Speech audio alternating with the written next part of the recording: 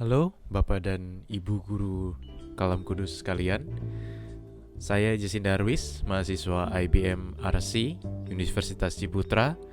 Pada kesempatan ini ingin berbagi mengenai pengenalan dasar Adobe Premiere Pro, sebuah aplikasi yang ditujukan untuk mengedit video. Sebelum melanjutkan lebih jauh, apa itu Adobe Premiere Pro? Jadi pada dasarnya Adobe Premiere Pro merupakan aplikasi atau software editing yang dikeluarkan oleh perusahaan Adobe, dan ini merupakan aplikasi editing yang berbasiskan timeline. Untuk penjelasan mengenai apa itu timeline akan saya bantu jelaskan di video ini juga. Dan untuk selanjutnya, mengapa Adobe Premiere Pro? Hal ini dikarenakan Adobe Premiere Pro memiliki fleksibilitas yang sangat tinggi, dan ini juga merupakan salah satu software atau aplikasi yang cukup terkenal. Aplikasi ini digunakan oleh pemula yang baru belajar untuk melakukan editing video, sampai mereka yang sudah serius dalam dunia editing seperti ini, katakanlah seperti dalam pembuatan film dan sebagainya.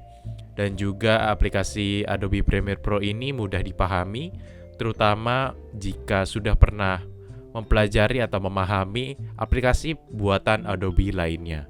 Baik, tanpa berlama-lama lagi, langsung saja saya bantu jelaskan mulai dari step pertama, yaitu cara memulai atau membuat project di Adobe Premiere Pro. Untuk yang tahap pertama ini, pastikan Bapak dan Ibu guru sekalian sudah memiliki software Adobe Premiere Pro, dan setelah dibuka kurang lebih tampilannya akan seperti ini. Dan langsung saja arahkan kursor atau mouse-nya ke arah file, ke new, lalu ke project. Setelah diklik maka akan muncul tampilan seperti ini. Ini adalah halaman untuk membuat sebuah project baru. Di sini kita bisa beri nama, semisal contoh. Dan ini adalah tempat di mana Bapak atau Ibu guru akan menyimpan file ini atau project ini. Lalu jika sudah sesuai, langsung saja klik OK. Maka Adobe Premiere Pro akan langsung membuatkan sebuah project. Dan setelah selesai dibuatkan, maka kurang lebih tampilan awal akan seperti ini. Lalu seperti yang bisa dilihat di sini sudah tersedia beberapa kotak, dan ini dinamakan dengan workspace, atau kurang lebihnya ini adalah di mana kita akan mengerjakan atau menjahit video kita menjadi sebuah video yang kita inginkan. Di sini ada 4 kotak utama. Yang sebelah kiri bawah ini adalah tab project. Di sini ada beberapa pilihan juga. Di sini ada project. Untuk project sendiri merupakan tempat di mana kita akan memasukkan video, audio, foto atau media lainnya yang akan kita edit nantinya. Lalu untuk yang penting selanjutnya adalah efek. Ini adalah di mana Adobe Premiere Pro menyediakan beberapa efek yang bisa kita gunakan untuk video kita. Selanjutnya di sini, ini adalah timeline. Seperti yang sudah saya katakan di awal, ini merupakan aplikasi editing berbasis timeline, dan ini adalah timeline. Timeline sendiri merupakan tempat di mana kita akan menyusun baik itu video, foto, ataupun suara atau musik lainnya menjadi satu kesatuan. Untuk contoh lebih lengkapnya nanti akan saya bantu contohkan. Selanjutnya di sini ada toolbox. Ini adalah tempat di mana akan adanya alat-alat yang kita gunakan nantinya. Lalu di kanan atas di sini ada tab atau window program. Ini merupakan tempat di mana kita akan menyaksikan hasil dari editing kita nantinya. Selanjutnya untuk di sebelah kiri di sini ada search. Ini merupakan tempat di mana kita bisa menyaksikan video, audio, atau media lainnya yang sudah kita import atau kita masukkan ke tab project ini. Kita bisa saksikan terlebih dahulu sebelum kita edit di bagian search ini. Dan untuk bagian penting selanjutnya di kiri atas ini adalah bagian efek control. Ini merupakan di mana kita mengatur efek yang kita berikan ke video yang ingin kita edit. Untuk selanjutnya, seperti yang sudah saya katakan sebelumnya, Adobe Premiere Pro memiliki fleksibilitas yang tinggi. Salah satunya adalah kita bisa menyesuaikan kotak-kotak ini sesuai dengan selera kita. Misalkan kita ingin project yang lebih luas, maka kita bisa dengan mengarahkan kursor kita ke tepian, kita klik tahan, lalu kita geser, dan maka tab dari project ini akan lebih besar. Begitupun jika kita ingin membesarkan timeline dan juga atau meninggikan bagian bawah ini. Selanjutnya adalah langkah pertama untuk memulai editing, yaitu melakukan importing files. Importing files bertujuan untuk memasukkan media yang ingin kita edit, baik itu video, foto, ataupun suara, ke dalam project yang sudah kita buat tadi. Untuk caranya kita bisa arahkan ke bagian project sini, diklik. Lalu kita bisa klik 2 kali di bagian yang bertuliskan import media to start. Atau langkah lainnya bisa dengan menekan Ctrl di keyboard dengan huruf I. Maka di sini akan muncul file yang ingin kita edit. Jika ini tidak sesuai, bisa dengan mudahnya kita mencari file yang ada di komputer kita. Jika sudah sesuai, kita bisa klik atau kita bisa klik tahan di tempat kosong dan kita drag semuanya. Jika kita ingin memasukkan semuanya dan sudah terpilih semua, maka tinggal tekan open. Adobe Premiere Pro akan memproses importing filesnya. Lalu setelah Adobe Premiere Pro selesai memproses importing files, maka di sini bisa terlihat sudah muncul 4 video yang bisa diedit. Lalu selanjutnya adalah pembuatan sequence. Jika project adalah wadah yang lebih luas, maka sequence adalah wadah yang lebih kecil. Sequence adalah tempat di mana kita akan menjahit video kita di tempat yang bernamakan timeline. Kurang lebihnya seperti itu. Untuk awal, yang salah satu langkah yang mudah adalah dengan menekan salah satu video yang ingin kita edit, kita klik, lalu kita klik tahan, dan kita geser ke bagian timeline.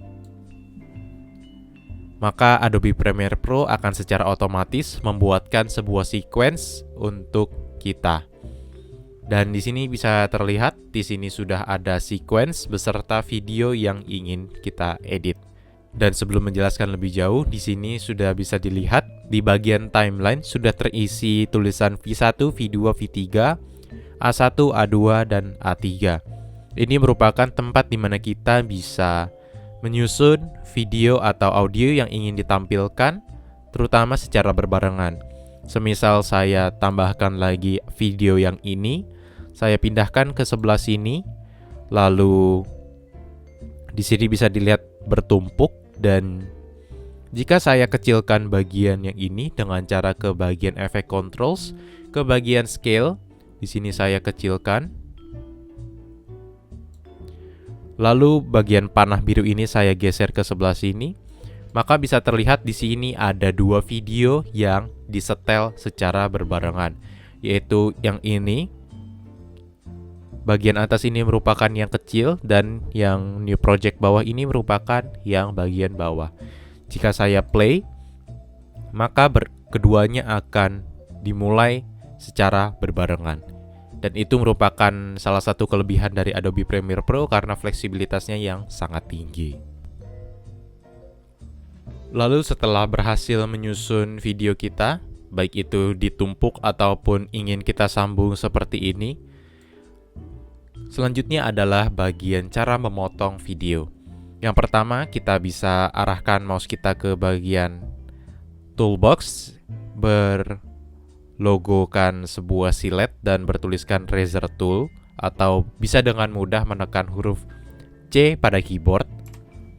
Lalu kita bisa arahkan di tempat yang ingin kita potong, seperti di bagian sini sampai di bagian sini. Maka kita bisa tekan, maka ini sudah menjadi bagian yang terpisah dari yang tadinya menjadi satu. Kita bisa kembali ke selection tool yang berfungsi untuk memilih klip atau media yang ada di timeline.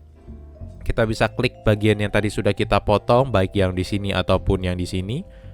Kita bisa dengan mudahnya menekan tombol delete pada keyboard. Maka secara otomatis Adobe Premiere Pro akan menghapus media yang ada di timeline itu.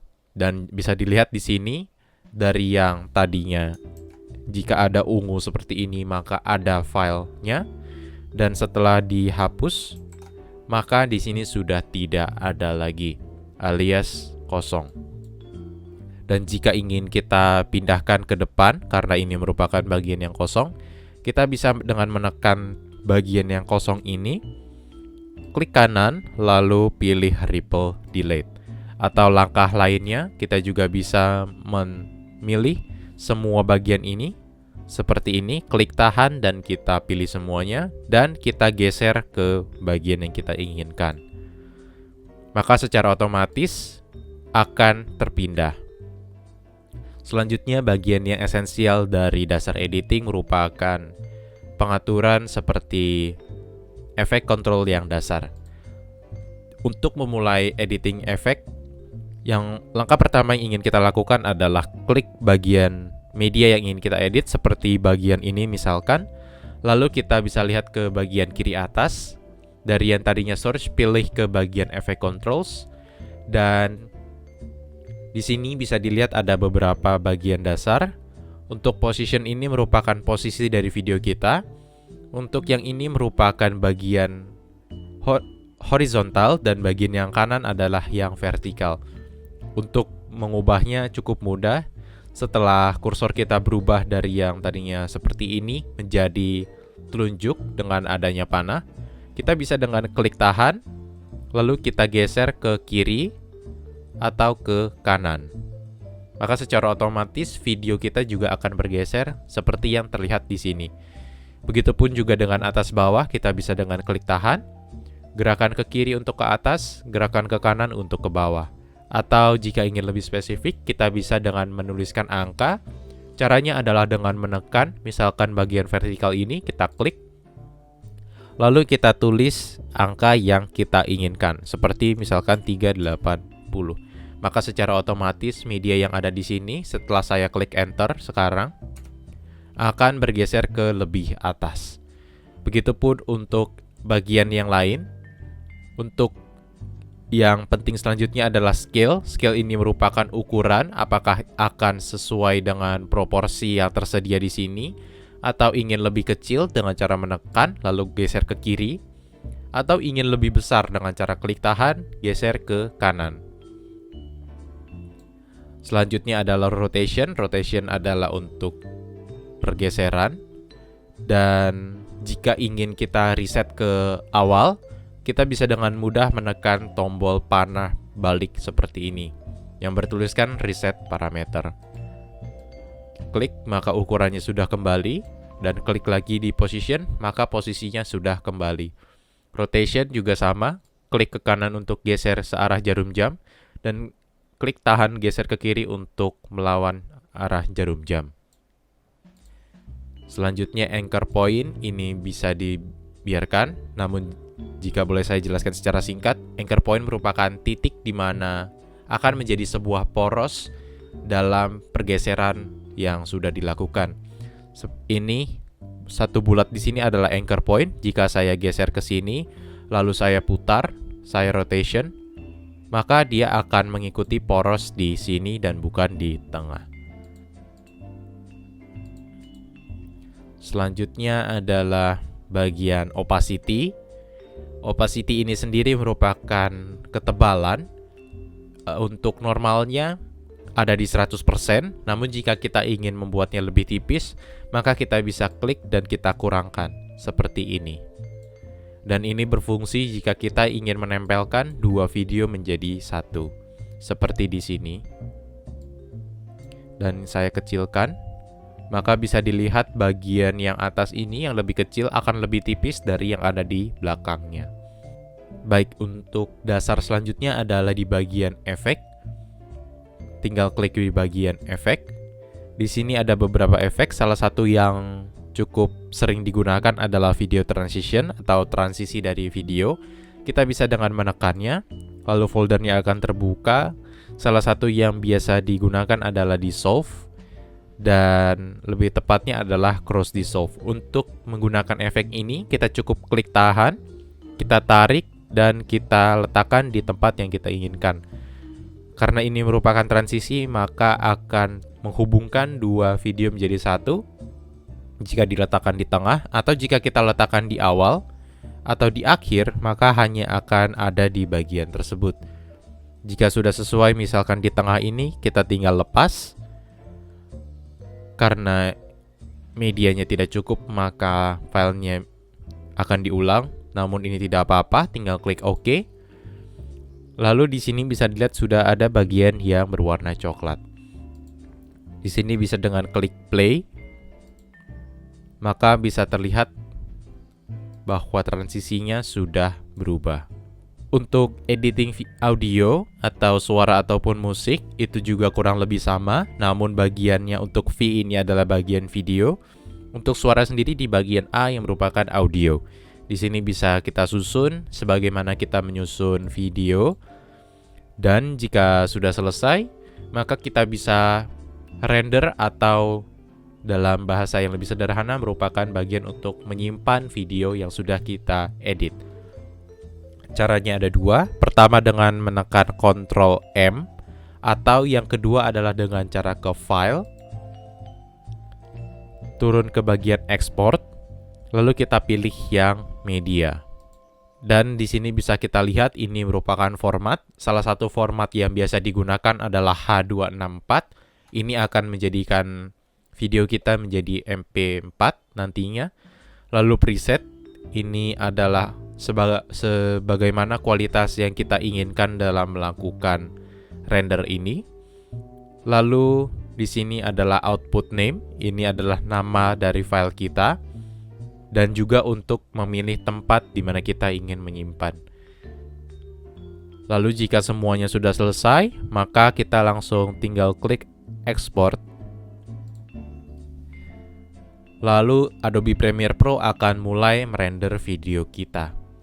Dan setelah ini selesai, maka kita bisa kembali ke file di mana yang tadi kita tentukan di sini. Di sana kita bisa lihat hasil dari video yang sudah jadi itu. Sekian penjelasan untuk tutorial dasar Adobe Premiere Pro. Maaf jika ada salah kata dan semoga bisa bermanfaat. Terima kasih.